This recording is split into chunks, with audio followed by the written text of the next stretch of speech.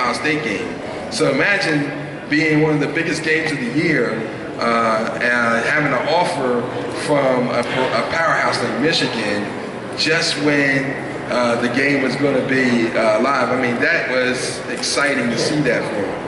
And, you know, he's got a big future in front of him, and so a lot of the kids that came through. And we always tell the kids that are here now, this is the footsteps, and this is the guys that came before you. You're going to follow in that footstep. Just a year or two or a year before, hey, these guys were in your shoes. They were right here standing where you were. And to see them out there doing this is exciting. And I was going to see that these faces that we're looking at now will be our future guys that we're going to say, that kid played in this game just a few years ago. Absolutely, and I'm excited to see them play. You know, when we get to the games on the 3rd. Yes. I mean, that's going to be fantastic games all across. You know, 6th, 7th, 8th, and 9th grade games coming up here on NYSR. So we've got a big show for us here. Bret, you're going to stick around and stay with us here throughout the night. We're going to get started though. We got several guests here on the table, here on the panel, and then the second hour we're going to kind of get into some things that. You know, I know a lot of the kids are excited about, a lot of the athletes are excited about. That's the bowl games going on right now in college football. Yes, they all got their favorites, and you know we've got them listed up here on a whiteboard. Yes. We're going to make our predictions, who's going to win what, and then the final prediction is, who do we think is going to be the national champions? That's right. I've heard, I had somebody already tell me, it's like, really? Are you really going to actually try to guess that? Some people already say it's already decided, but we'll find out a little bit later on. Right now, we'll introduce, down at the end of the table, and just grab the microphone there, Steve Cowden with the Third Coast Custom Figures and Helmets.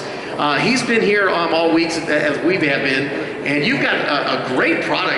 You got one of the helmets here, and if you're listening live here on NYSR, we're also broadcasting on Facebook Live as well on NYSR on the Facebook page. You can go and watch us on there, and you'll see these helmets and these figures. He's got one of my favorite football players since I was a kid, Earl Campbell, number 34, great looking figurine that they make over there. Steve, tell us all about what Third Coast Custom Figures and Helmets do. Well, hold that microphone up to you. There you go. All right.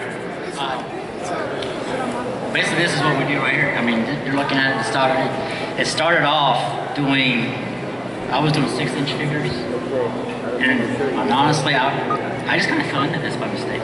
By mistake? I mean, I'm about to be 40. I'll be 43 in March.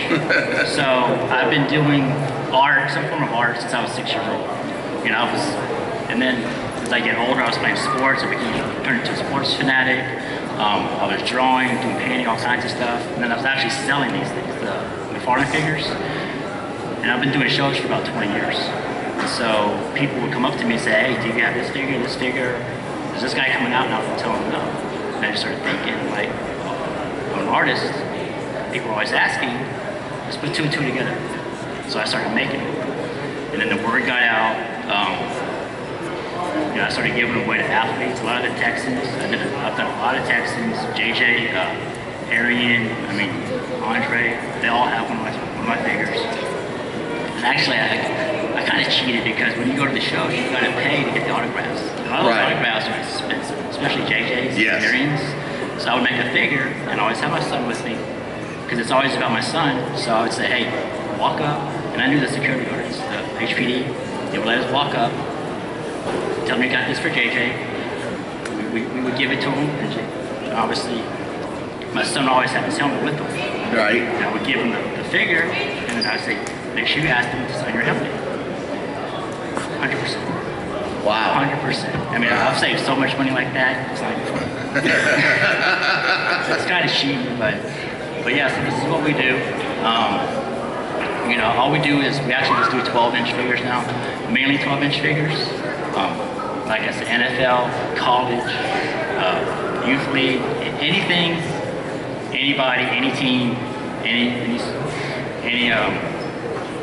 pose. But Steve, I've seen some of your work, and I can tell you, I actually seen some of the high school players and the youth game and the players that you've done, and it looks as if you've captured a moment in time with it. It's so realistic.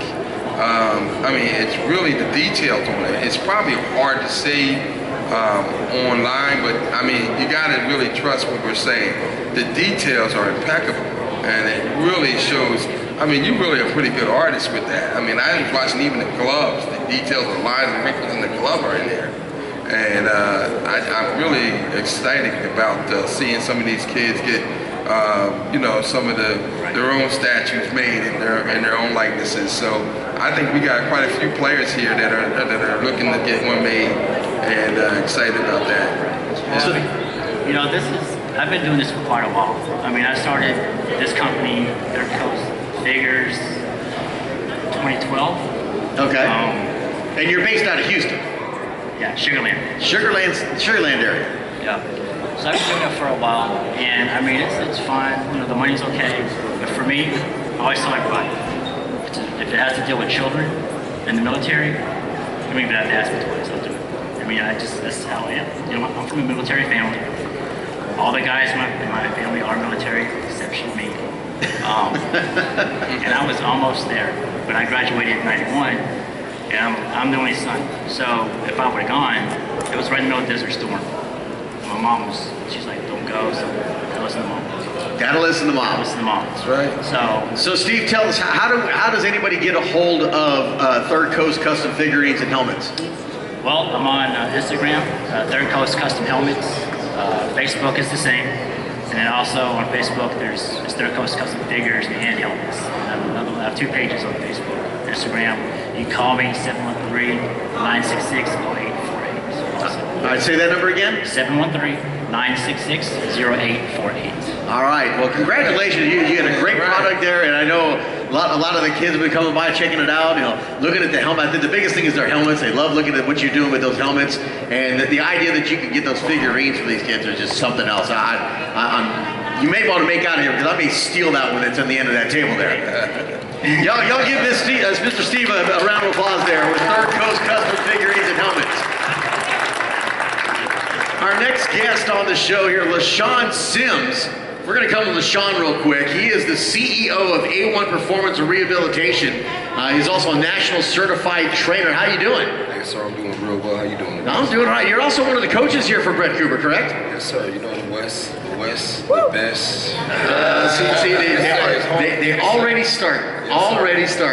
Yes, sir. So tell us about A1 Performance and Rehab. Well, A1 Performance Rehabilitation, basically the model and the concept is without God being first, you cannot heal, or you cannot recover and perform at the highest level that He's given you the ability to perform, first of all. And secondly, man, we're just trying to impact the community the best way that we can, from the infrastructure all the way out. Doing a lot of silent partnerships. When I return back to Jacksonville, we're actually opening a park, Lonnie Miller Park. It will be redone in A1's name, and just doing great things as far as impacting the community, mentoring young men and young ladies to be what they're destined to call to do and to be, and just to strive for excellence, man. Recruiting, anything possible that you name, that's what we're getting our hands involved. What's it been like for you, your experience in coaching these young athletes that are here this week, you know, for the Bret Cooper, and the impact that you feel you're having on their lives right now? I don't even say what I do. I just like to watch what they do. I mean, this is completely different. The style of football played from the West Coast and from the East Coast, some of these individuals, because we're from Florida, we already think that we have, and it's a known fact that we have the best football program in the country. All right, here we go. Here we go. We produce the best, so you used to coach the best. But listen, not taking away from anyone here, but listen, I love the energy. I love the enthusiasm. I just love the hearts of these young men. But big shouts out to the parents for even spending the money to come down here and invest in their children, their time, anything, man. There's sacrifices to have their kids be a part of this whole program. It's just been exciting all around. And also special thanks to Uncle Cooper, man. I just love him, man. Bret Cooper, just giving everybody the opportunity to come out and just perform at their highest level, man. Because it's just not about football, it's about academics. Because at the end of the day, if you cannot continue to compete, what else do you have in life? What can you fall back on? And that's the main thing that we're trying to instill into these young men, that it's just not about football, it's about academics. That plays a lot on any level that you try to perform. Absolutely, absolutely. So if anybody wants more information about A1 Performance and Rehabilitation, what you do, how do they need to get a hold of you? Right now, you can get a hold of us on Twitter. A1 Performance and Rehabilitation, also Facebook, A1 Performance Rehabilitation. You can also look me up on Facebook, LaShawn Sams. Any other questions, email LaShawn L. Sams SR3@gmail.com. You had to think about that one. Oh no, sir, I didn't. I was being distracted by a West Coast. Are you being distracted? Yes, sir. Easily distracted by one of the losers, but it's okay, Coach. Oh, It's already. Yes, sir. Already. Shots have to be fired, Coach, at all times. Brett, I gotta ask you, how do you feel about this rivalry between these two coaches going on It's here? going to be a great rivalry. I think that it just adds a little more flavor to the game. So we're looking right now. We see the badgering going back and forth, and we'll see what happens on the third. Yeah. Somebody's got to eat crow. All the talk stops. Not gonna be me. What do they say? It's time to put up and shut up. Yes, sir. It's not going to be me, Coach. Skip Bayless Jr. He's going down. Yes, sir. LaShawn Sims, CEO of A1 Performance Rehabilitation. Y'all give him a hand, please. Our next guest here on the table here, Forrest Sherman with Master Sport Performance, also a coach out of the state of Oregon, not from Oregon University, but out of the state of Oregon. How are you doing, sir? You work with RAPs. Tell us what RAPs are. Doing great. Thanks for having me. I appreciate you guys giving me that opportunity to be here and be around this great environment and seeing these kids work hard. And the coaching, I believe, is something that most kids this age especially don't get to see, get to have and benefit from. So I'm truly appreciative to be here. RAPS is an acronym that was made up based on what we thought were sort of key fundamental elements of athleticism. One is reaction, agility, power, and speed. We feel like if you focus on those things as athletes, those things can help you develop your overall athleticism, which can lead to helping you be a better performer in whatever sport you play. So not just football specific, but all sports in general. So, athletic assessment for young athletes done through combine style testing. Explain to us what that goes through, what you do. So basically you take the concept of what we know as the NFL Combine as it relates to football, and everybody knows the NFL Combine and those athletes coming out of college, that's something that they play 4 years of college for, and then there's one day that they have to go out and it's sort of their interview to the NFL, and that performance that they give that day can truly be the difference between millions of dollars. And so what we do, obviously, on a much more scaled down version, is we want to offer that same experience to young athletes in a combine style testing, where we run them through a series of tests for football. It's a 40-yard dash, a 20-yard 5-10-5 shuttle, a vertical jump, standing broad jump, different agility drills that we're able to test these kids on, get their results, and then we're able to take their results and sort of quantify them into an algorithm and give them back a number or a rating, which we like to compare to what we know as the SAT. So we like to use the analogy, we're the SAT for athleticism, as if kids, when they take the SAT for academics, kind of that same relation.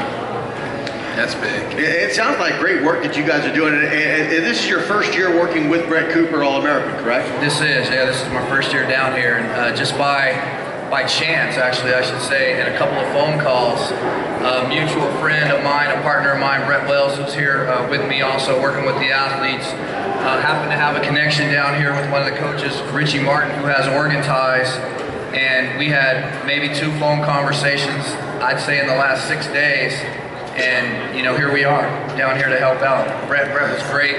When I talked to Mr. Cooper on the phone and the energy that he had, when he explained to me what his event was about, and it was literally a no-brainer for me to try to get myself down here to be a part of it. Bret, what attracted you to bring Forrest and his company here to the Bret Cooper All-American? Forrest shows passion. I mean, he's about helping kids and giving them opportunities.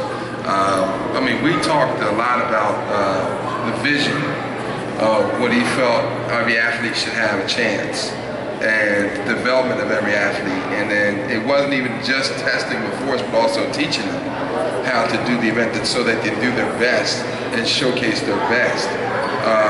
A lot of the things that he had designed and put together was to be a benefit for the athlete, so that way he would get a chance to impress those coaches and get that. Anybody who's doing those kind of things and making that difference out there for the kids are my kind of guys. I mean, I can spot a guy in 5 minutes of conversation. So I think when I got a chance to talk to Forrest, I mean, 5 minutes in, I said, "Oh, you're one of me. You got come on down and be part of our program." And I think I'm one of the biggest recruiters in the world. I've already recruited him in as well. So with Sean and Forrest and all the guys here, I've been recruiting them in for a long time. And some of these guys have been with me for ages, going back 12 years. So your recruiting goes beyond than just the athletes. Oh yeah, absolutely. I'm recruiting coaches all the time. I'm always looking for coaches that have sharing the same spirit and passion that we're doing, and I'm always recruiting guys that are trying to make a difference in the community. And so I'm always excited about passionate guys, and I don't mind getting more and more of them to be a big part of this, because I think it makes this a jamboree of fun of guys who share that same passion. So I think every coach that's come down, and even in the past have been here, look at this as some kind of big reunion vacation, you know, and Absolutely. get a chance to mentor and fellowship with their other guys who have the same kind of passion. So Forrest, tell us, if people want more information about what you do, Master Sport Performance, how do they get a hold of you? They can get a hold of me, or actually you can take a look at our website. Our website is rapsrating.com, rapsrating.com. And you can take a look at the website, and that'll give you all the information you need to know about the programs that we offer, where we're located, and you can contact me through the website as well. And if you're interested in having us come down and do some work individually, you know, whether it's a high school or whether it's a group or an organization, we're in 18 sports. We're not just football specific, but 18 sports. So, you know, any sports organizations, we're happy to come down and spend time with the athletes, rate them, assess them, give them their numbers, and, you know, see what we can do to help them, kind of give them that foundation, and then from there they can build on and continue to work through us. All right, Forrest Sherman with Master Sport Performance. Give him a hand, please. Thank you very much. So before we let you guys go, we go to commercial break. We're going to have a little fun now. We're going to start off with Steve over there. Steve. Yes. If you turn around and look at the whiteboard there, we got our bowl game predictions, and if one of my marker girls will show up, there she is, ready to go. We're going to make some predictions, so you're going to have to make a prediction. We'll start off with the Cotton Bowl there. Wisconsin versus Western Michigan. Who is your pick for that win? My pick is going to be the underdog, Western Michigan. So you're going with the Western Michigan. Western Michigan. Well now, interesting. Oh, So what about the Fiesta Bowl? Ohio State versus Clemson. It's going to be close, but I'm going to pick Clemson. Oh, what are you doing? Well, that got a little reaction out of the crowd here. It's a great pick. Peach Bowl, we got, of course, the Alabama Crimson Tide going up against Washington. Huskies. Come on, I man. know what everybody thinks, but you know what? I'm really not a Bama fan, so the Huskies. All right. Going down. Worst decision of your life. Okay. What the Forrest? The pressure's on now. Pressure is on. We'll go with you. Cotton Bowl. What's your pick? The Cotton Bowl, I am going to have to go with Wisconsin. All I right. think Western Michigan, they have a chip on their shoulder. Obviously, they have a lot to prove. I think they may fight hard for a quarter or two, but I think ultimately the size, the speed, the strength of a bigger program like Wisconsin will take over. There we go. How about the Fiesta Bowl now? Fiesta Bowl, I'm going to go with Clemson also. Oh. Well now. Clemson is they have their eyes on the prize this year. Tripping. And I think they're fired up. They're coming after it. I'm shocked. I am really shocked. Peach Bowl. Peach Bowl. Now that Peach Bowl's a tough one for me. I'm up in the Northwest. I've got a lot of Washington ties. You know, the coach over at Washington had some players go through Washington, but at the end of the day, Pick Washington. unfortunately, I think Alabama's just too much of a powerhouse for us.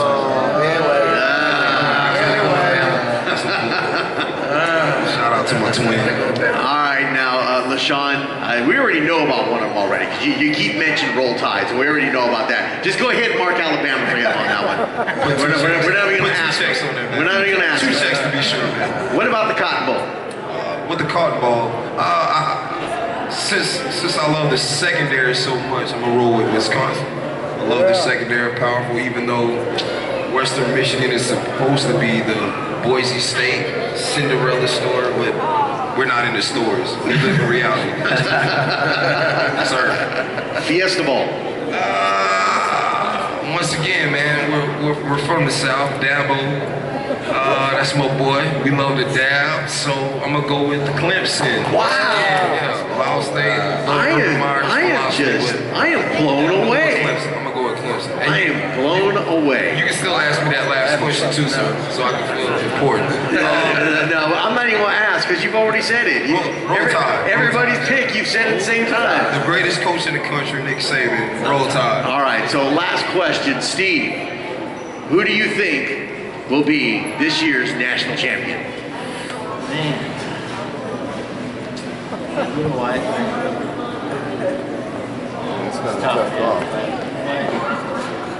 I'm gonna go against the grain again. He's gonna say Ohio State. I'm gonna say the Huskies. Washington Huskies as national champions.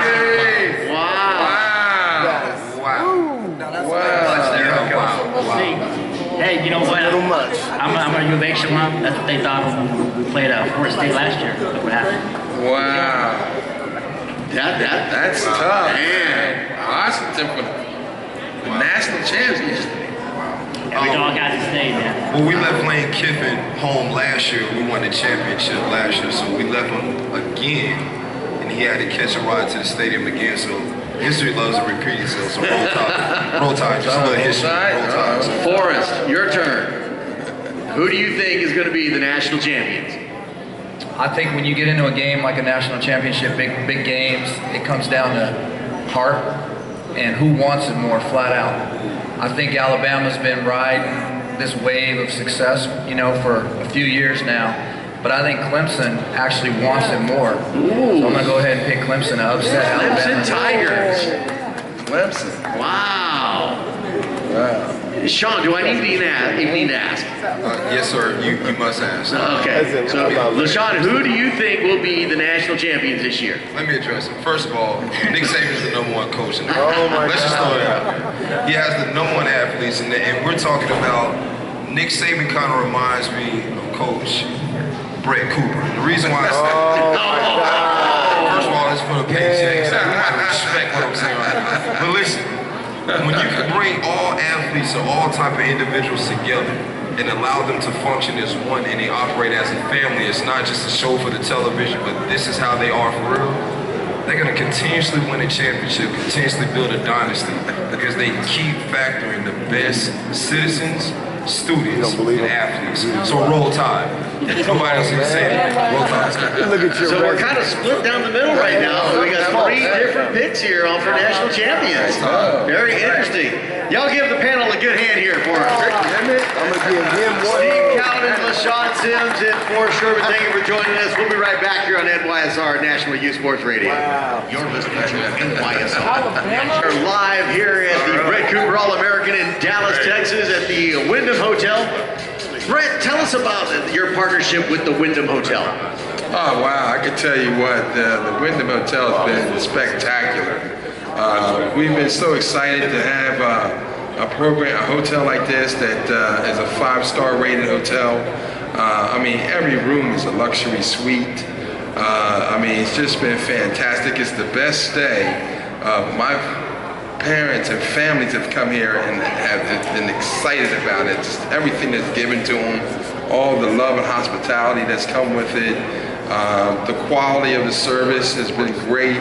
And I can tell you, they look forward for us to come here every year, and they roll out the red carpet for us. And we're really excited about it. I think I really love coming here year in and year out to a wonderful program like this. I think every parent for the last 4, almost 5 years here has been so excited about coming here and ask me every year, you know, I hope you're coming back to that same hotel that you were last year. So we're loving this, and you know, just seeing the atrium and how beautiful everything is.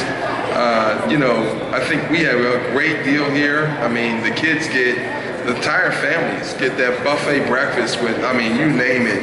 You got 3 chefs back there.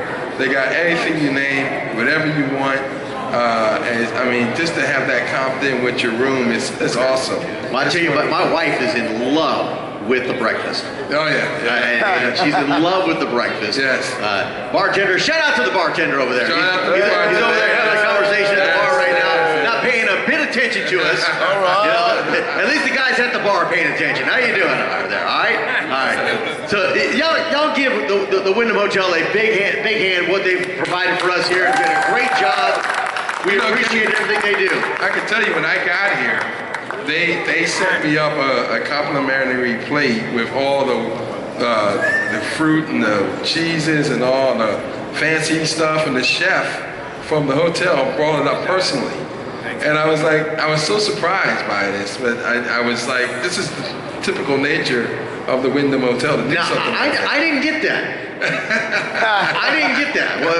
What's the deal? Who do you have to know to get something like Well, you that? know, What's the deal? You gotta have your name on a game. Well, we appreciate that. Everything they've done for us here has been a great state, a great everything. Anything we need, they step up and they give it to us. So we appreciate what they do. Beautiful. Brett Wells, also with the with Master Sports Performance. How are you, sir? I'm good. How are you? I'm doing fantastic. So we got the gist from Forrest earlier about what you guys do. Give us your side of it. What is it that you are excited about with the things that you guys do for these young men? I like to think that I'm here to motivate these kids and teach them something maybe they haven't learned before, and condition them. I'm a motivational speaker, and it doesn't sound like it right now, though. So what is it when you mentioned being a motivational speaker? What is it that you're trying to do when you're motivating these kids? What are you trying to enlighten them about? Just my own experiences, and basically through, I don't tell them my mistakes, but through my mistakes, I've learned, and I have a term that I say, when you're green, you grow. If you're ripe, you rot. So I'd like kids to think that they don't know everything now, and then always be open to new things and opportunities. How receptive do you think the kids have been with the talks you've had with them, giving them the information that you have? Absolutely, all of them are. All these are good kids. It actually tells you what kind of parents they have by the way they're responding. Nothing but respect, yes sir, no sir, stuff like that. It's been a great experience. And that's really a lost art when you look at kids today. I mean, we've got a great crop of young athletes here, and you have to account to their parents bringing them up the right way. That's something you just don't see anymore. It's something that's missing in the society right now. I agree. So congratulations, thank you for what you're doing for these kids, and we appreciate you being a part of the Bret Cooper All-American. Thank you very much. All right, give them a big hand, please. Our next guest, Mr. John Graves. You can pick up that microphone there, make sure you put it right there. You go. Because you're kind of a soft-spoken young man, aren't you? Yes, sir. All right, so he's a defensive and a 2-time Bret Cooper All-American alumni. Congratulations on doing that.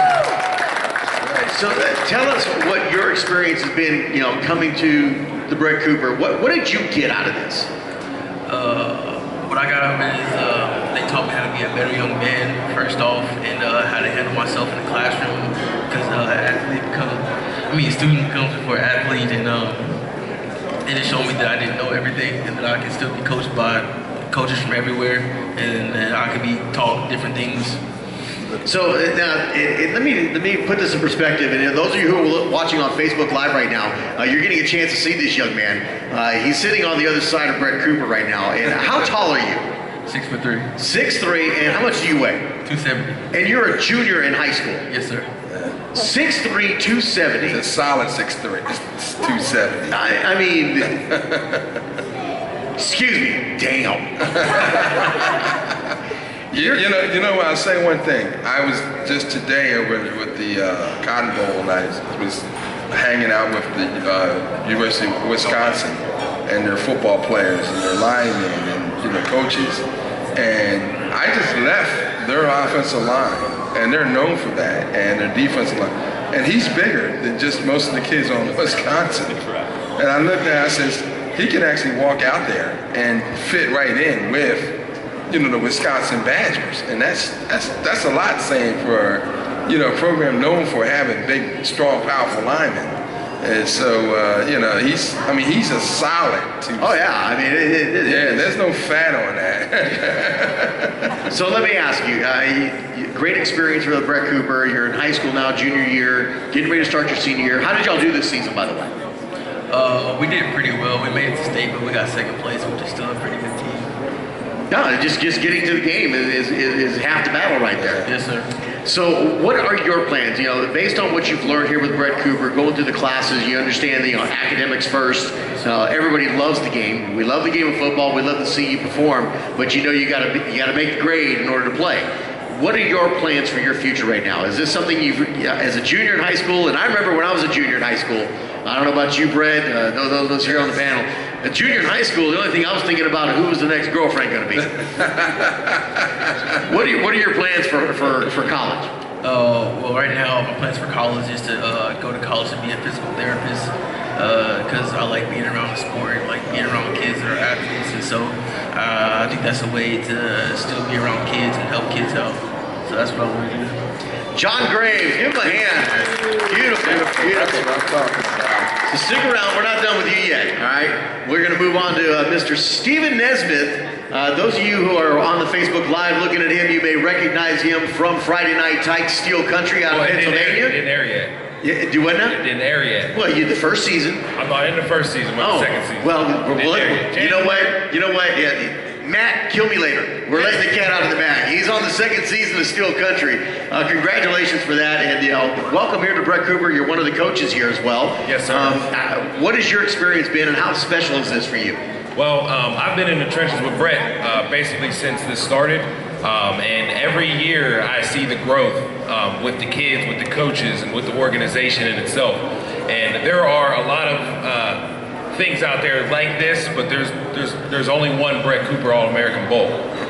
A lot of people try to duplicate what this man does, but nobody has the passion that this man does whenever he puts his events on. He's somebody I look to as a mentor, and he's somebody who helps me in my endeavors and what I do in northern Pennsylvania or western Pennsylvania. And he's just, you know, he's all around. He's a great guy. Thank you, Steve. I'll have his check in the mail. Working with these young athletes, you know, each and every year that you've been involved with Bret Cooper, what's the one thing that you see on a regular basis from these young men that come in here that you don't see regularly out on the football field with your regular teams that you're working with? The passion. These kids, you can tell they really love this game. And in today's society, it's hard to find kids that love the game of football. You got so many other things that kids can get into now that to find kids, and this many kids, that are passionate about the game of football it's a beautiful thing. In Western Pennsylvania, I have a 5-star skills camp, which is the organization that brings the kids to the Bret Cooper All-American game. And even, you know, in Pennsylvania, where the roots are real deep with football, it's awesome to see kids from around the entire country have that passion. Yes. And kids from across the world have that passion. We got kids here from Sweden. And for those kids to have passion about American football when they are in a culture where it's not even normal to play it and be passionate about it, it's awesome. And it lets us know that football is nowhere near dying off. Yes. Bret, you've had him in your program for a while now. Oh yeah, absolutely. Tell us what makes Steven so special. Oh, Steven's got, I mean, you just heard him say passion, strong passion about helping kids and making a difference. The impact that Steven has done in Western Pennsylvania is amazing. I mean, he has a major following and has developed his program to help those kids out there. And he's actually just like another version of Bret Cooper. You know, and I love that. I love because I think that Bret Cooper is never me as a person. It's more of an ideology of what we're doing. It's been about helping kids and making a difference. And a lot of times I'll say he's a Bret Cooper type guy, you know, but really what I'm saying is he shares in the same vision that I have, and I see him doing it, and I see him making a difference out there. And I had the pleasure to go up to Western PA this past summer and see an outstanding event that he put on. And I've seen kids coming from all over the Eastern Seaboard that came to his event, and it was quality done. It was had class to it, and he shows that he also embraces that spirit of making a difference for these kids. And I can't say anything more than he's going to be with me forever. Bret, I would cut a check, but the way my checking account's set up. So what age group are you coaching, Steven? I will be coaching the 6th and 7th grade East. Yes. And we're looking at practice today, and we're starting to gel. Everything's starting to come together. We added some big linemen today, so that's going to help us out in the run game. Wait. You added some big linemen today? Well, we got some big linemen today. Where'd you find them? On the West team. On the West. Recruiting. On the West team. Recruiting the recruits. That's a new concept that I think people are going to start looking into. Recruiting the recruits. But I watched practice today with the West, and of course with my East team. Both teams have tremendous talent on both sides of the ball in all facets of the game. They have great linemen. We have great linemen. They have great skill players. We have great skill players. It's going to be a good game on the 3rd. All right, Stephen Nesmith, give him a hand, please. Yeah, I can say one more thing to that too. That a lot of kids on the East and the West team are highly sought-out players that have been recognized by a lot of programs and agencies of just recognizing top talented kids and up-and-coming players. So yeah, there's a lot of talent out there, but when talent meets talent, it's all about your skill level and your technique. And so some kids are going to show that they need more work, and some kids are going to show that they got to continue to work. And so we're excited to see them out there. But the biggest thing is for them to have a great time, go out there and showcase and have fun, and make this something where they can have a memorable experience for their lifetime. Absolutely. Yes. All right, so Bret, we go back to you. It's time. Bret with 2 T's? The Bret with 2 T's. The one that spells it correct. Yes. Now, wait a minute. Let me tell you this. Your name sounds unfinished. No, wait a minute. I listen, just so we know, That's your and we're on boss. Facebook Live now, okay? Now, I told Bret that when they named him, somebody was stuttering. And they said, Bret, and I said, that's how he ended up with 2 T's, okay? I said, so Bret with 1 T is how you spell Bret. But when you stutter, that's when you get named with Bret with 2 T's. Making fun of my family. So now, I'll rebut that for you, Bret, that obviously when they were naming Bret Cooper, they changed their mind but didn't get there in time. It was like, Bret! Exactly. So that's where you ended the 1 T. Doesn't work as good as his explanation about yours, but I tried to help you out. All right, so Bret, we got to make some predictions here. Cotton Bowl, Wisconsin and Western Michigan. Who do you pick? I got to go for the underdog, Western Michigan. Another Western Michigan pick. Oh. All right. Man. Fiesta Bowl, Ohio State and Clemson. Clemson. A lot of people going with Clemson. What? Peach Bowl, Alabama and Washington. UW in an upset. You think W? Yes. Washington. And I don't even like those. Wow. Upset, man. Man. All right, so who do you think is going to be the national champion?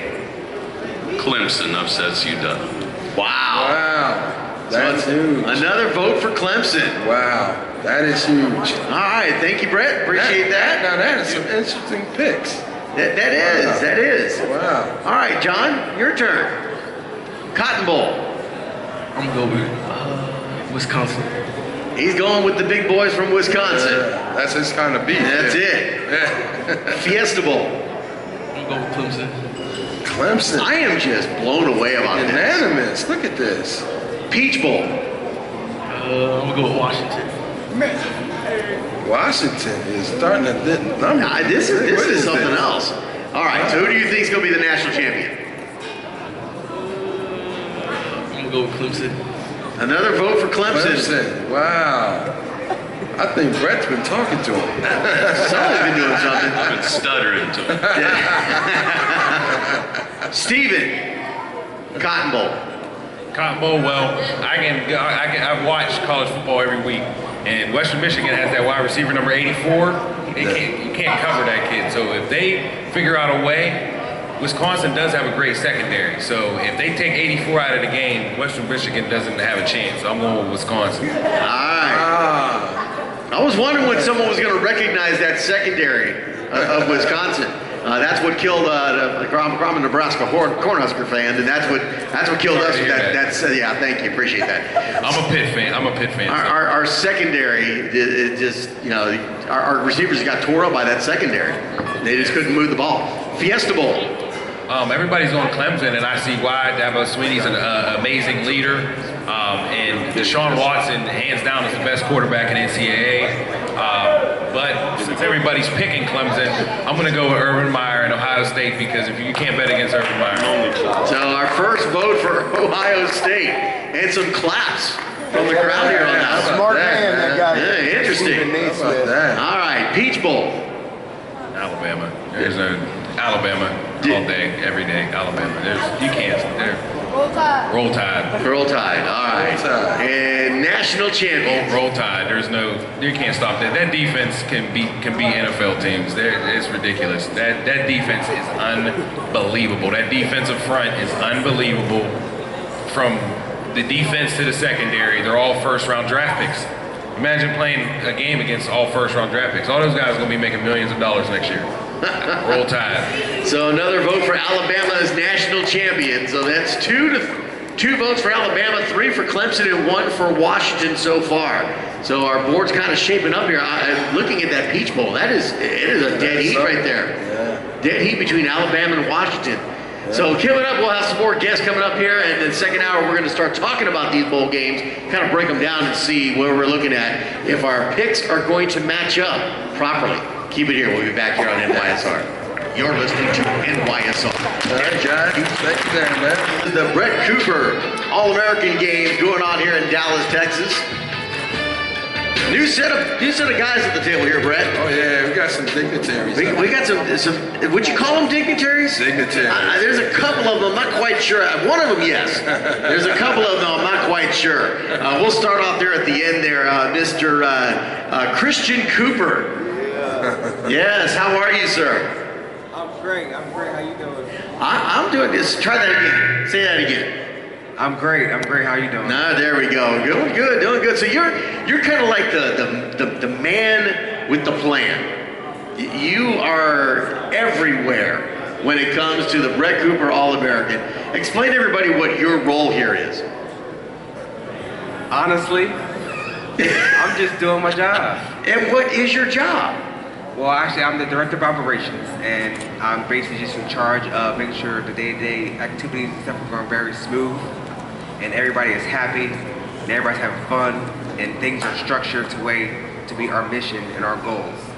So I'm basically just overseeing everything and taking the stress off of Mr. Bret Cooper, but also making sure everybody is okay. And I'm glad to be here. So this is my first year. It's your first year. My first year. Your first year doing this, but yet it's not your first year being around this. That's correct. And that would be why you have the same last name. And he doesn't call me Mr. either. He doesn't. I'm sure he doesn't. Call me Mr. Yeah. So explain to us, what has it been like for you being around this, for as long as it's been going on, and now really taking the reins and kind of being that operational guy, making sure everything is just perfectly right to get this done. What has it been like for you to come up through those ranks? Honestly, it's been a journey that I'm really excited about, and I've been ready and looking forward to. I've been around through all the years as a little kid watching my father work so hard and do the things he's done for kids on the minimum free time that he even had. And I'm glad that we finally put together something that we've been doing for so long, and the hard work and blood, sweat, and tears that I've seen him go through. I've actually witnessed literally everything. And I'm really glad, you know, I learned from the best. And I'm familiar with all his connections, and being introduced to Bret Cooper football was an opportunity that I had to take advantage of. And also, I know he surrounded himself around good people and trustworthy people.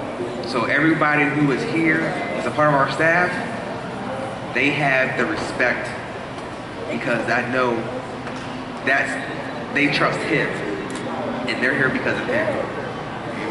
All right, and I have to thank another guy, which is Coach Martin, because he knows, and he's been through it before I was, and he started from ground zero. So I actually had an advantage coming in, not because I'm his son, but because I had mentors outside of my father that helped me along the way. I think Bret actually is starting to spark a little tear over here. Bret, how special is it to have your son really taking the reins with what you've built here? Well, you know, I think that, you know, he's been around. He's seen all the what we stood for and all the things that we've done over the years. He's been actively involved in all kind of high level of football that I've had him involved with. And so he's kind of seen what we kind of want and expect. And so when I speak to him, he kind of understands it because he's been there. And he knows what we're kind of, you know, our vision and what we're looking for, which is an advantage for him. And the fact that he's there and he's doing it and he's showing passion for it and he cares is big. It's really huge. I mean, you always look and say, well, you know, does somebody, you know, your kids even care about wanting to go in that area, in that field? And so to see that, taking the reins and being that and doing it, you know, a guy like me is getting older. So, you know, it's kind of good to have hand off some responsibilities and let him kind of run with it. And Do y'all need a moment, time to hug it out or anything, something like that, you know? Christian, great job. I've been watching you throughout the last couple of days and what you're doing here.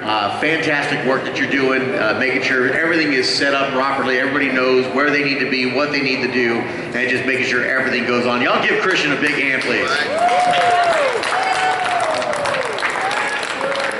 Okay. Now we'll go to the stepchild. There we go. Richie Martin, how are you, sir? I'm doing good. How are you? Doing good. Tell everybody where you're from and what you do. I am from Phoenix, Arizona. I am the director of recruiting for the Bret Cooper Academic All-American game. How has it been your experience when you're going around, traveling around, looking at these kids, inviting them, you know, to this wonderful event?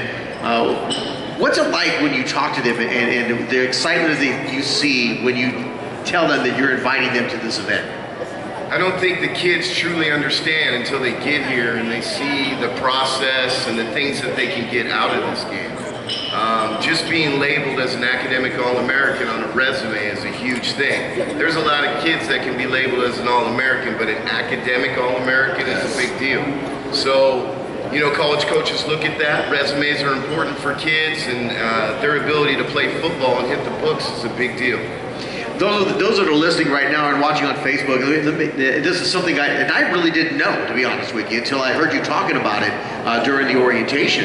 And that is, you know, these kids are academic All-Americans, and the requirement in order to be invited to Bret Cooper is to have not a 2.5, not a 2.0. They got to have a 3.0 grade average. That is correct. And our average was about a 3.7 GPA throughout this building. So we're not just hovering at a 3.5, we're above that. So we hold high standards. We view everybody's video. We make sure that the kids not only can cut it in the classroom, but they can play football. You know, we don't want to have a game on January 3rd where the kids can't play and, you know, we're just academic people. We play football as well. I tell you what, you know, I see Richie, you know, talking to the kids, interacting with the young athletes here throughout the week that we've been here. What's it like having someone like Richie on your staff? Oh man, Richie's brought a lot of passion. He has a hard drive work ethic. You know, Richie is developing himself. I mean, he's turned a high school program out in Arizona into a powerhouse in 1 year. I mean, he's done a lot of things. A lot of times I'll say things to Richie just in a mentorship way. He'll run with it. And let's be honest, Arizona needs some help with their football right now. Here we go. So he's done great with the kids. He shows a lot of activity with them. If a kid needs help or anybody that has a chance of needing assistance or whatever, Richie's there for them.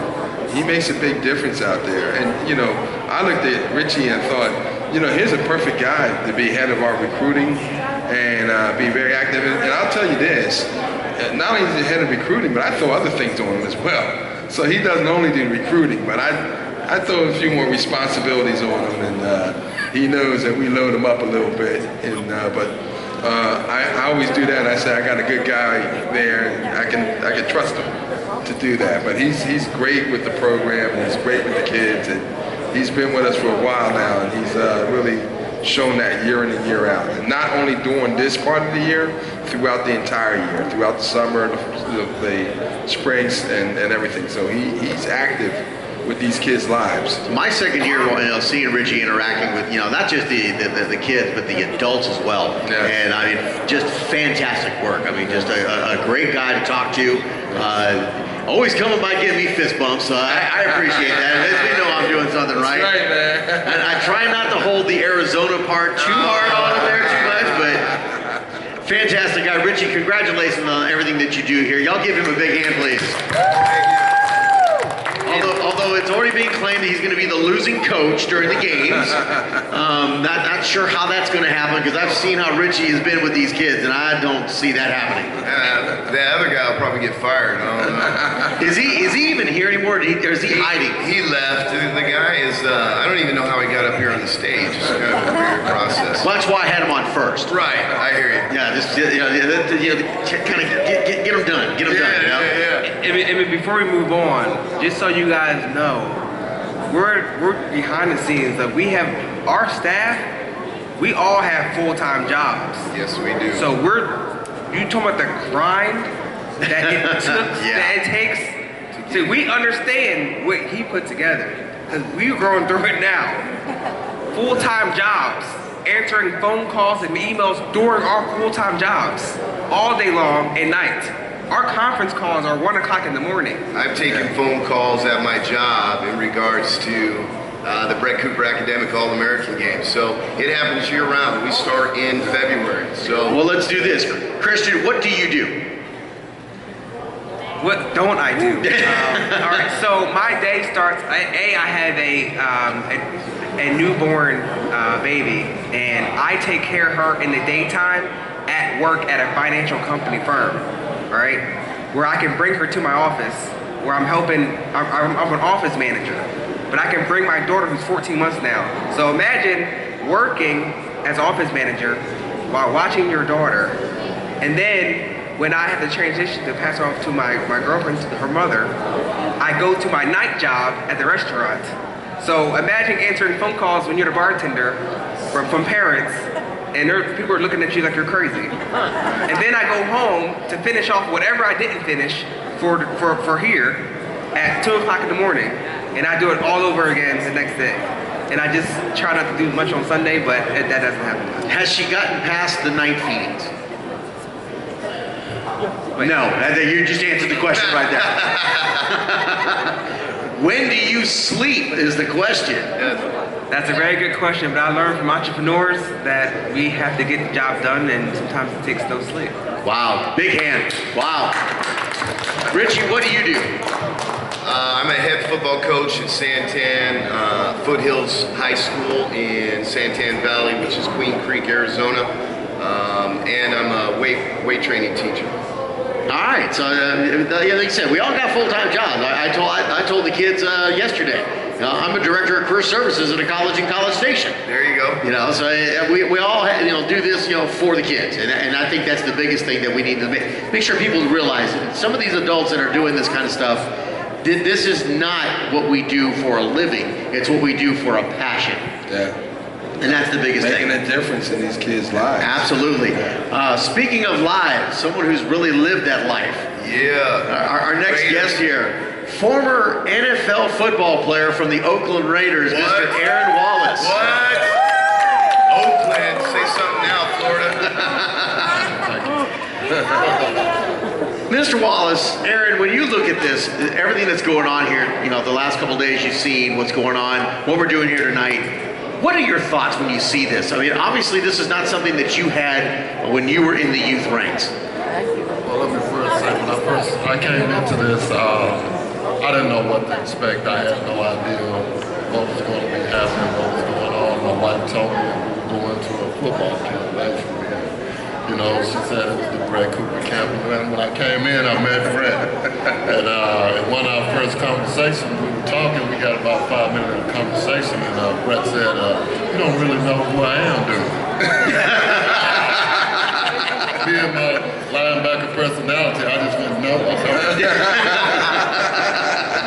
As the night went on, he went on to explain what he does, and how he helped, how many kids he's helped around the country, and in the past, and from there, I went out with him the next day, and as a coach, I've been a high school coach here in Texas for 15 years, so as a coach, I'm going to critique and look and see, if everything is what it's supposed to be, and I got to tell you, I'm thoroughly impressed with this program.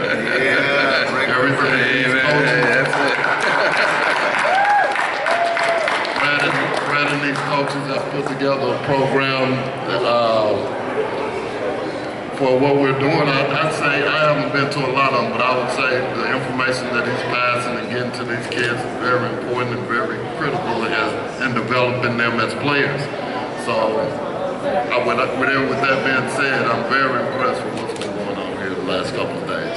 So when you look at this and the opportunities that these young athletes are getting right now, how beneficial would have this been for you as you went up through the high school, college, and eventually into the NFL? Well, it would have been very, very, very beneficial, not only just the on-the-field football stuff, the X's and O's, I mean, that's a very important part of it, but just the life skills and things that they also teach you. And teaching these kids to deal with social media, to deal with grades, and, the importance of education and all that combined has made for an impressive program. And like I said, I'm on the front line of education also. Like Richie here, I'm a PE teacher and football coach. So I know what it takes. I know what it takes to get in these kids here and keep them motivated and keep them moving. And this is just another avenue that they can use to pursue.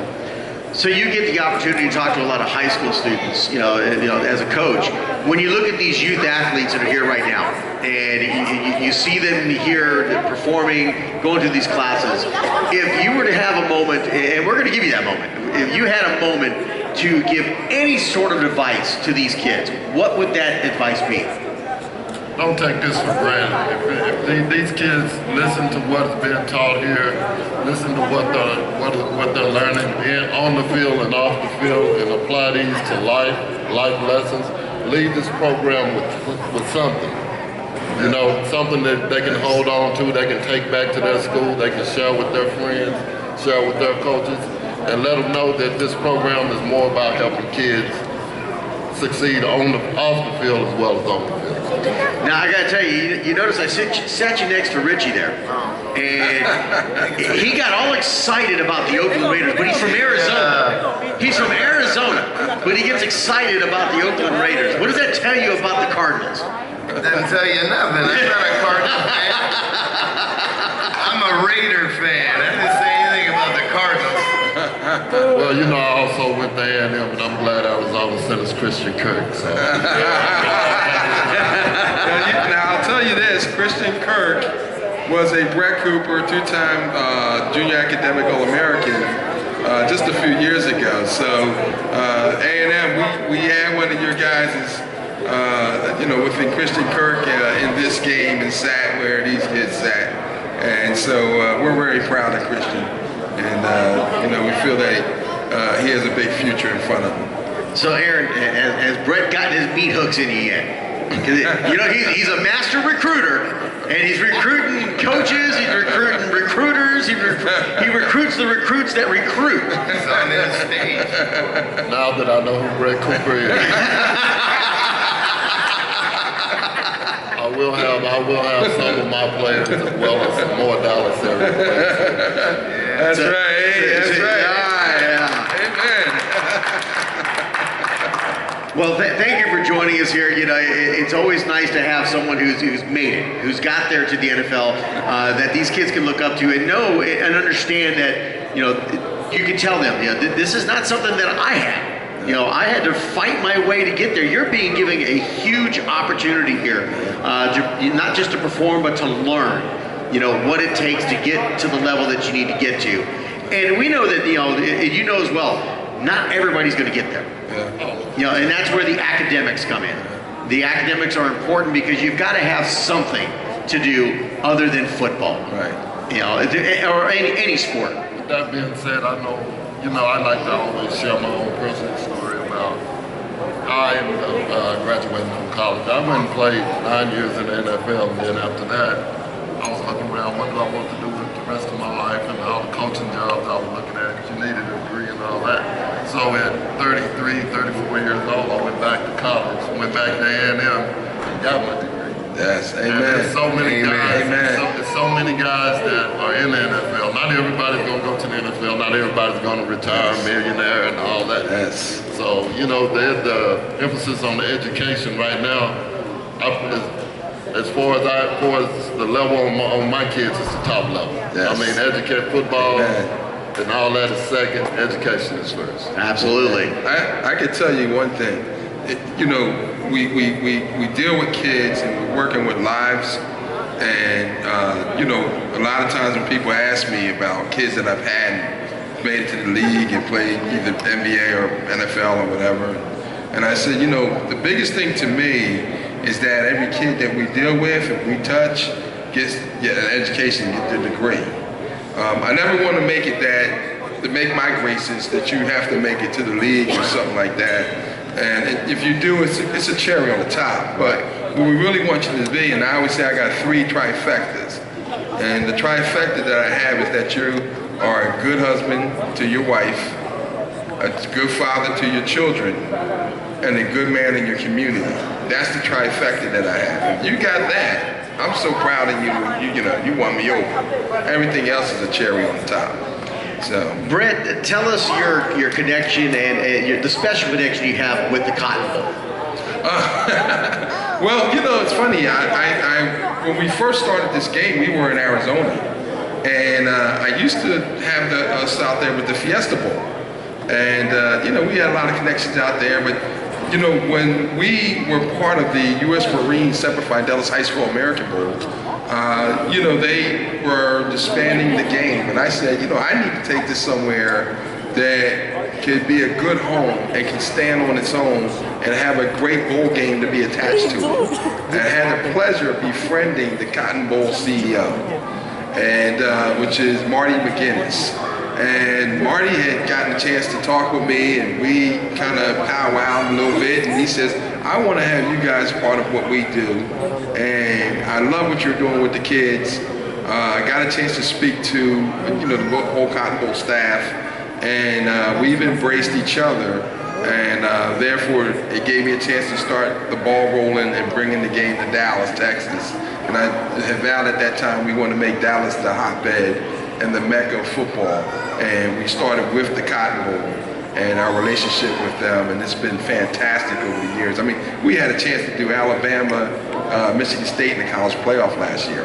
That's history making. So for those kids that had a chance to see this year in and year out and go to these major bowl games out there at the Cotton Bowl, I mean, you're talking about 90,000 fans in Dallas Cowboys Stadium, and they're split right down the middle, and the place is like electric.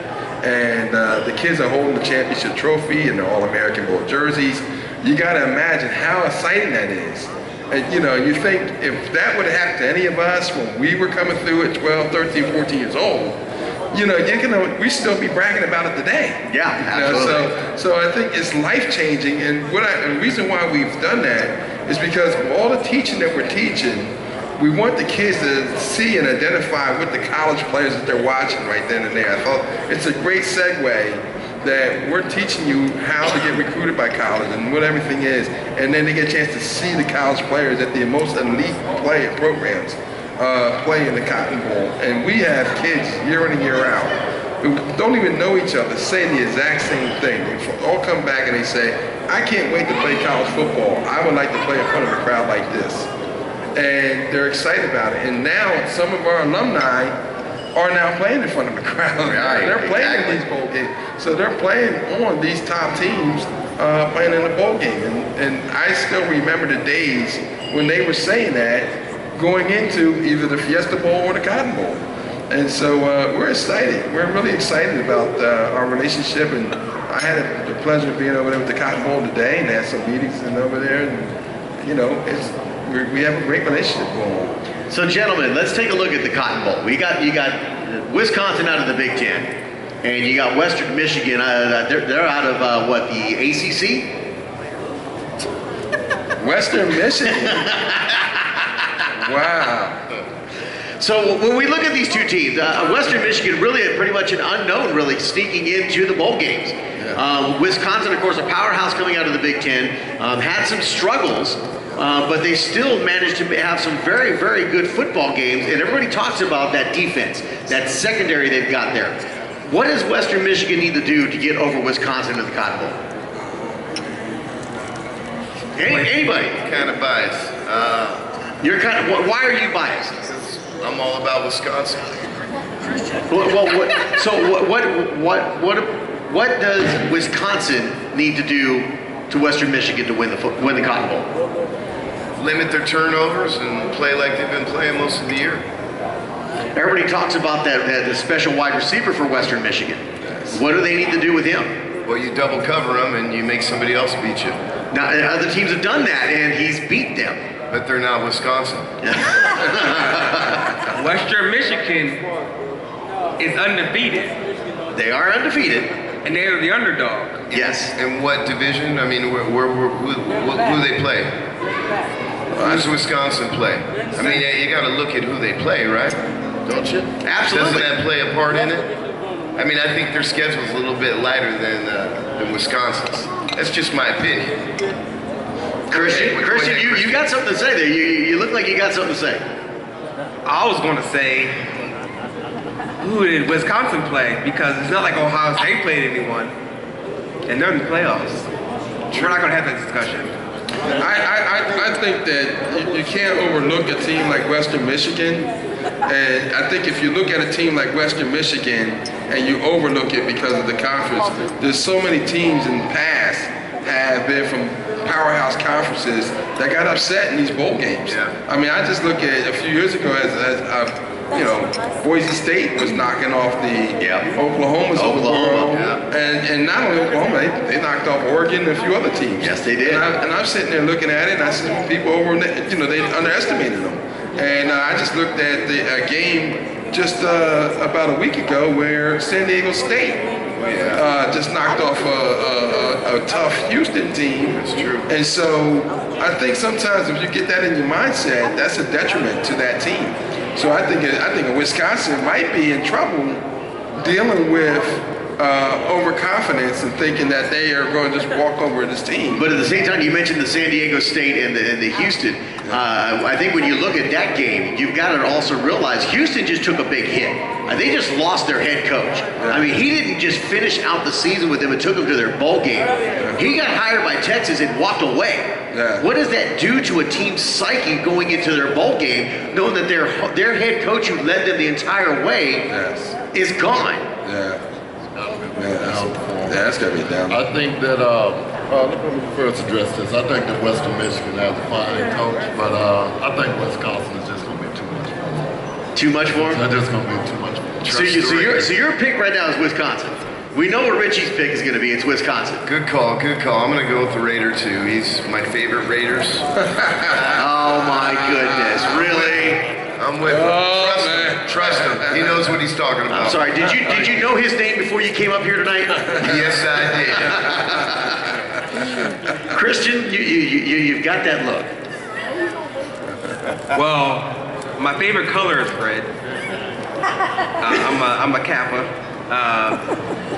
But I feel that I'm an underdog kind of guy. I'm a small guy. I'm always an underdog guy. I feel that in order if Wisconsin wins, they rush for 400 yards. He dropped the mic. He just, I'm sorry, that was a simulated dropping of the mic. It looked like he dropped the mic. So let me get this clear. You're going with Wisconsin. Western Michigan, baby. He's going with Western Michigan. And let me tell you this. They didn't want me out of high school, but I'm going with them today. Wow. You know, Bret, we haven't asked you yet. Cotton Bowl pick, Wisconsin and Western Michigan. What do you think? And listen, I would get killed because I got kids on Wisconsin. And I hope they're not listening if I say this, but I'm kind of leaning a little bit towards Western Michigan. Oh. I kind of looked at it and I think, you know what? Wisconsin's not known for passing that ball. And I think Western Michigan might upset that run a little bit if they put a heavy box in there and force Wisconsin to pass. So, I mean, that's been always a detriment to Wisconsin. They're so run heavy that they don't really or can't really go to the pass that well. So I'm wondering how well is that Western Michigan defense, because I watched them during the year and they pretty much have been dominating every opponent that they played in, their defense. So I think a lot of things we're forgetting is how well Western Michigan's defense is.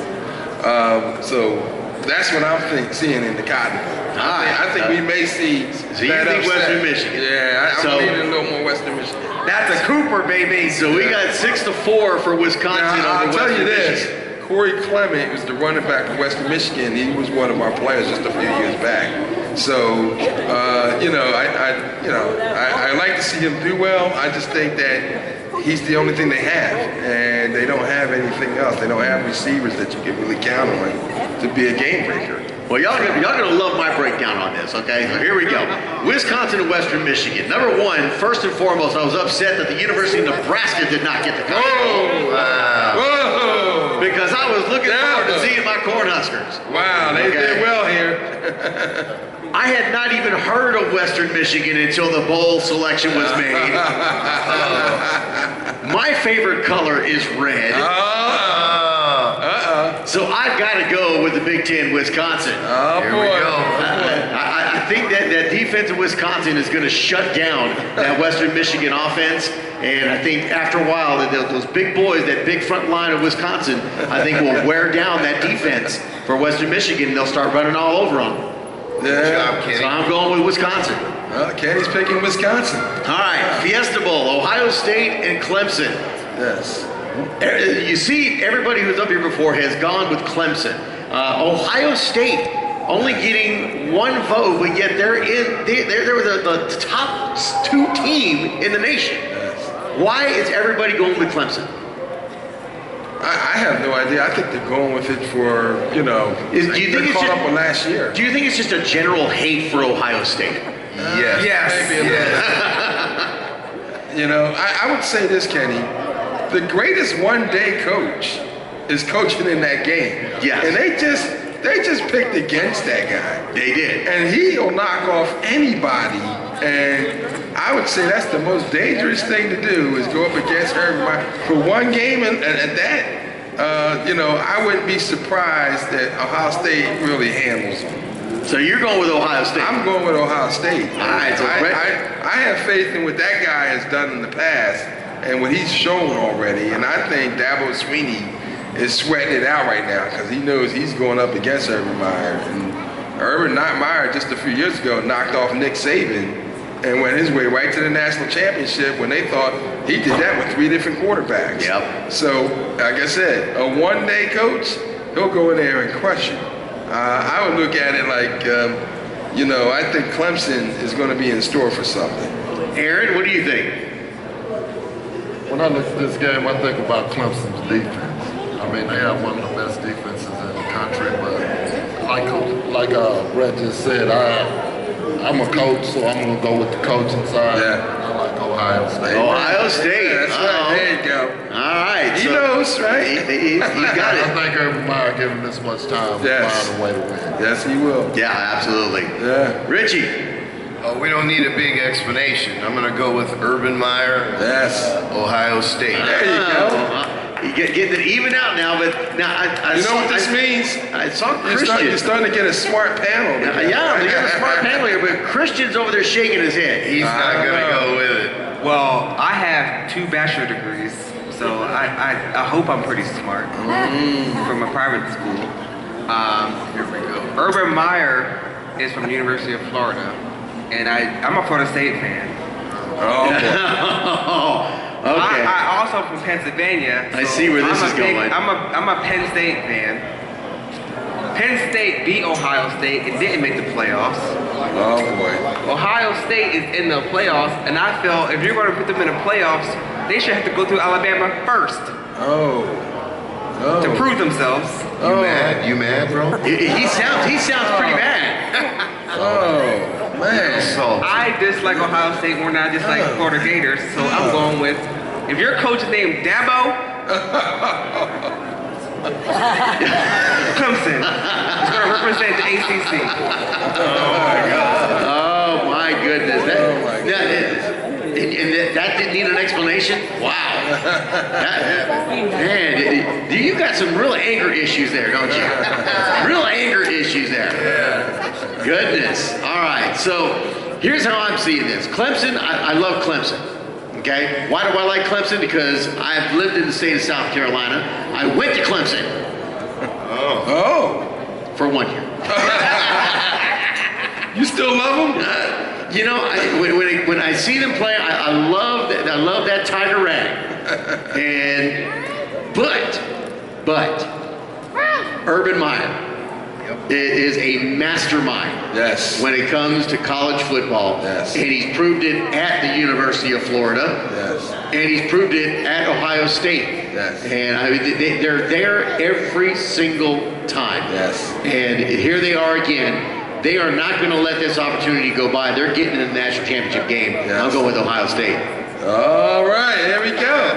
Smart panel. Yeah. That's right. There you go. Dab on that. I guess I should expect a nice champagne bottle to my room after the loss. You can talk to your father about that. I can tell you this. Ohio State. You give them one shot, man. They'll take you out. They will. They'll take you out, man. All right, the Peach Bowl. This one is running neck and neck, 3 votes to 3 for Alabama and Washington.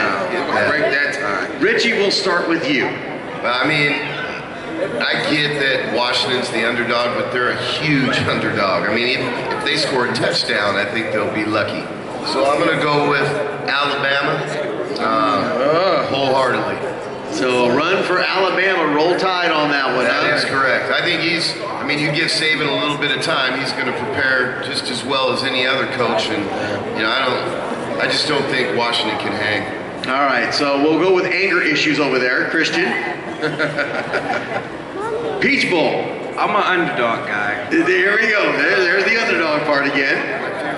But like I told you, I'm a smart guy. And I honestly would love to see Washington go further, but they're not going to get through Nick Saban, the best coach in college football. Oh. If Sandra Bullock likes Nick Saban, I like Nick Saban. What's that got to do with it? Blindside, man, blindside. I get it. Oh, yeah, he is a pretty man, isn't he? I believe is what she said. All right, so he's taking Alabama. Aaron. I'm going to have to agree with everybody else. I think Alabama is probably the most complete football team in college football. I mean, they can beat you in special teams, they can beat you on defense. There's just so many ways they can win. I'll pick them to win it all. All right, so Aaron goes with Alabama. Brett? Well, I'm gonna hit something a little different now. Okay, just a little bit different. You know, I haven't studied Washington as hard. You know, I've seen clips of them, and Washington shows some little speed there, and that hurts Alabama. I need fast team. It's not the coaching in that situation, because Nick Saban, as great as he's been, has had trouble with guys that can either running quarterbacks or fast teams. And, you know, I think these guys are just strong powerhouse guys. They really can't hang with fast teams. I think Washington's going to give them trouble. I think Washington's got a little bit of skill positions that Alabama hasn't really went up against this year. Not as much, but when they've had that kind of, they've had trouble with teams that did. I mean, usually with shootouts where they just outscore those teams. So I'm gonna look, maybe it could be this might be an upset here. I think Washington. Wow. Yeah, I think Washington may be that upset. This is now, like I said, Nick Saban's a great coach. He's a great coach, and I respect Nick Saban. I respect him to the full most. I mean, I think he's a super coach, but I just think his teams just don't handle speed well. According to your son, he's the greatest coach in college football. Well, he may be the greatest coach, but I think Urban Meyer might have something to say about it. Right, exactly. And I said this too. He coaches for a program that just doesn't have speed. You know, that they win on power, but they get hurt by speed. Are you watching do you watch them play? Yeah, we do watch them play, but speed always hurts them. Okay. Yeah. All right, so we're Alabama leading the lead here. So when I look at this game, Washington goes into the Pac-10 championship, and they play USC. USC, after the change of their head coach, really changed the way they played, and they became again another powerhouse in the Pac-10 leading up to that championship game. Everybody thought that game between them and Washington was going to be the coming out of USC, even though they were never going to get nowhere close to the top four. But everybody thought USC was going to come in and beat Washington. Yes. Washington dismantled USC in the Pac-10 championship game. That said a lot, because when I saw Washington at first, everybody was giving all these accolades, oh, Washington this, Washington that. I was like, now, I just don't see it. They're not playing anybody in the Pac-10. USC finally made a move. Okay, nice little game there. Washington just destroyed them. Yes. Alabama. Yeah. What more can you say about Alabama? And it's like Aaron said, it is the most complete college football team out there. Alabama could beat. No, Alabama would destroy the Cleveland Browns right now. Yes, they would. It's the Jacksonville Jaguars. Alabama would destroy the Jacksonville Jaguars. Yes, they would. I think Alabama would dismantle the Denver Broncos right now. Yeah. That's a shame. What Nick Saban has got going there is an absolute machine of a football team. I do think this game is going to be close. I think Washington's defense is going to slow down Alabama. Yes, I do. I think that too. I think that speedy defense from them, and they are hard hitting. Yes, they showed that in USC. Yes, they are. I think it's going to be one of the most closest games in this college playoffs, and I don't think anybody's going to expect it. Yeah. Everybody's expecting Alabama to roll over Washington. Yeah. This is going to come to the wire, but I think Alabama pulls it out. Yeah, there you go, Kenny. There you go, man. Kenny, no. All right. It's going to be a close You one. were right there. The argument was coming along. It's going to be a close good one. argument. But I think Alabama's going to pull it out. Oh, no. All right, so. You said roll tide. I got to go with the roll tide. All right, so Christian, we'll start with you. Obviously, you chose who you think is going to win in these playoff games. Who do you think is going to be this year's national champion? First, let me correct a statement. Bobby Bowden is the best coach ever. I'm a Florida State guy. How long ago did he stop coaching? No,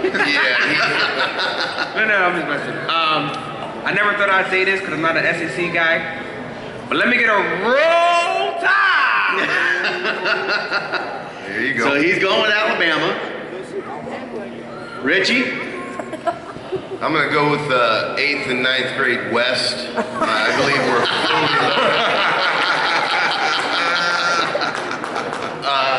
I'm going to go with Alabama. I think they're roll tide. That's all I can say. Roll tide. Going with the tide. Aaron. I'm gonna go with the Raiders and Cowboys in the Super Bowl. Right now. Let's go. No, I think Alabama just hands down the best team. To Alabama, another one for Alabama. Brett?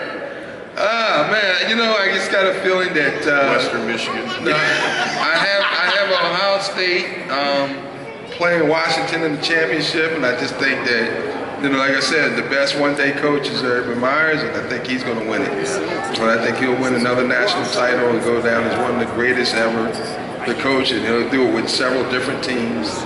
And you know, we may say Nick Saban has the Alabama thing going, but Urban Meyer's done it with several different teams. And so you got to imagine this guy, he's the champion. He brings it there. You know, Nick Saban's been in several schools, but he only has national championships at one.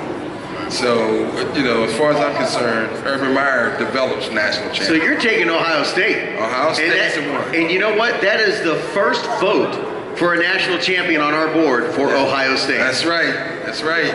And you know what, Kenny? That's the best decision. Okay, so when I look at this, I do believe it's going to be Ohio State and Alabama in the national title game. Yeah. And we've hit on some great points. Urban Meyer is a fantastic coach. Nick Saban is a fantastic coach. He's got a fantastic team over there in the SEC. To be honest with you, I don't think anybody in the SEC has had anything for Alabama for the last couple of years. They've just pretty much owned the SEC. Yes. But where Nick Saban does trip up is in national title games. Yes, he does. We have seen it happen before. Yes. The one team that's had his number that's in the SEC, but you know, a lot of times they play them very tough, and they exposed something about Saban and his coaching, and that is Auburn. Auburn, yes. Ohio State plays very much like Auburn does. And you know what Urban Meyer likes to do to teams. He will study them and work everything out defensively to stop them, and he just dares you to stop his offense. I'm taking Ohio State. That's right. Hey, baby. That's right. That's right. I'm taking Ohio State. Right. The Ohio State Buckeyes. Let's make that short to all the Ohio State Buckeye fans out there. You always got to put in the Ohio State the Ohio State Buckeyes. And as much as it pains me, they're a Big Ten team. Yes. They kind of destroyed my Cornhuskers. Yeah. I've got to go with them. I just don't see this. We also have several of our junior academic All-Americans on Ohio State as well. We do. So yeah, so we're excited for them. They'll be making that national championship. So maybe they'll have a ring like the Bret Cooper All-American Bowl ring, right? Absolutely, absolutely. Well, gentlemen, thank you for joining us. Christian Cooper, I'll give him a hand, please. Thank you so much, man. Richie Martin. That's right. Big hand. Thank you. Aaron Wallace, thank you very much for joining us, being part of our panel here. Y'all give a big shout out, Bret Cooper right here. Thank you for joining us. Thank you for joining us, everybody. We're going to get out of here. We appreciate your time and joining us here on this great evening and a great weekend, a great week of Bret Cooper football. I am excited for the games. Good luck to all the players, and let's go Ohio State. That's right. Alabama. Thank you for joining us. 89th grade We don't West. even hear those 89th other grade guys. West. National champions.